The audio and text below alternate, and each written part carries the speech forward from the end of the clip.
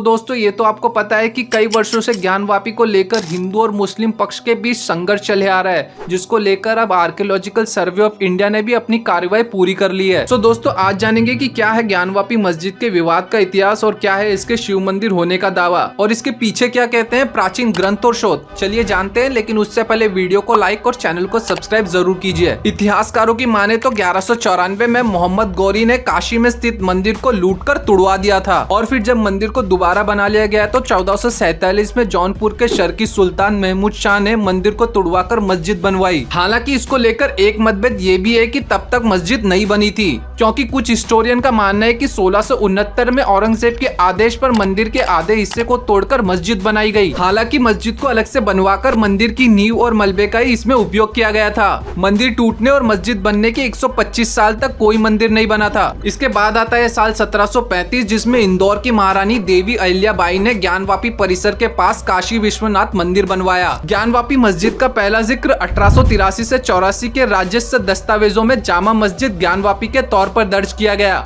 जिसके बाद 1809 में हिंदू समुदाय के लोगों द्वारा ज्ञानवापी मस्जिद को उन्हें दोबारा सौंपने की मांग की गई। इसके एक साल बाद यानी कि 30 दिसंबर 1810 को बनारस के तत्कालीन जिला दंडाधिकारी मिस्टर वॉटसन ने वाइस प्रेसिडेंट इन काउंसिल को एक पत्र लिखकर ज्ञानवापी परिसर हिंदुओं को हमेशा के लिए सौंपने के लिए कहा था, लेकिन ये कभी संभव हो ही नहीं पाया। 1936 में दायर एक मुकदमे पर वर्ष 1937 के फैसले में ज्ञानवापी को मस्जिद के तौर पर स्वीकार किया गया। फिर आया साल 1984, जब विश्व हिंदू परिषद ने कुछ राष्ट्रवादी संगठनों को मिलाकर मस्जिद की जगह मंदिर बनाने के उद्देश्य से देश भर में राष्ट्रव्यापी अभियान चलाया। इसके बाद 1991 में हिंदू पक्ष की ओर से हरिहर पांडे, सोमनाथ व्यास और प्रोफेसर रामरंग शर्मा ने मस्जिद और संपूर्ण परिसर में सर्वेक्षण और उपासना के लिए अदालत में एक याचिका दायर की। इस याचिका के बाद कांग्रेस ने हमेशा की तरह तुष्टीकरण की राजनीति करते हुए संसद में प्लेसेस ऑफ वर्शिप एक्ट पारित किया, ताकि ज्ञानवापी मस्जिद हिंदुओं के पक्ष में ना चली जाए। इस एक्ट में यह बताया गया कि 15 अगस्त 1947 से पहले अस्तित्व में आए किसी भी धार्मिक स्थल को दूसरे स्थल में नहीं बदला जा सकता। इसके बाद आए फिर साल 1993, जब विवाद के चलते इलाहाबाद हाईकोर्ट ने स्टे लगाकर यथास्थिति कायम रखने का आदेश दिया।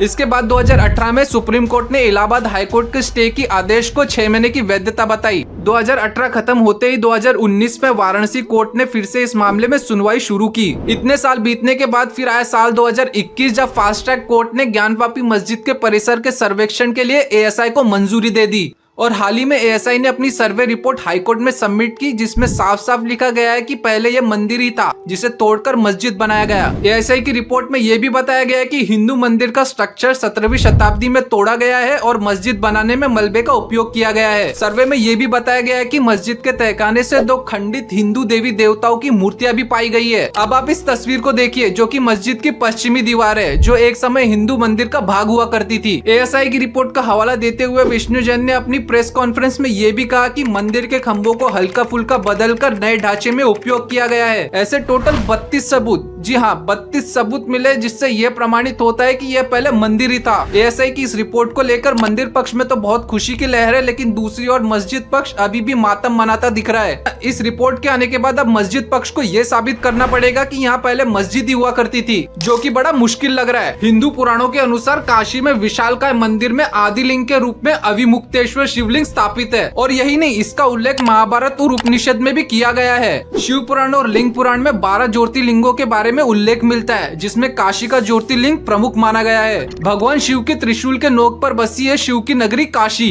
कथित मस्जिद और नए विश्वनाथ मंदिर के बीच 10 फीट गहरा कुआं है, जिसे ज्ञानवापी कहते हैं, और इसी कुएं के नाम पर मस्जिद का नाम भी पड़ा है। स्कंद पुराण में यह कहा गया है कि भगवान शिव ने स्वयं लिंगाभिषेक करने के लिए अपने त्रिशूल से इस कुएं का निर्माण किया था। कहते हैं इस कुएं का जल बहुत ही पवित्र है, जिसे पीकर व्यक्ति ज्ञान को प्राप्त हो जाता है। ज्ञान यानी बोध होना और वापी यानी जल, और यही कहते हैं कि शिवजी ने अपनी पत्नी पार्वती को ज्ञान दिया था, और इसीलिए इस जगह का नाम ज्ञानवापी और ज्ञान का कुआं कहा जाता है। अगर कोर्ट की कार्यवाही यूं ही समय के अनुसार चलती रही तो इस पर भी फैसला हिंदुओं के हक में जरूर आएगा। इस पर आपका क्या कहना है, कमेंट कर जरूर बताएं।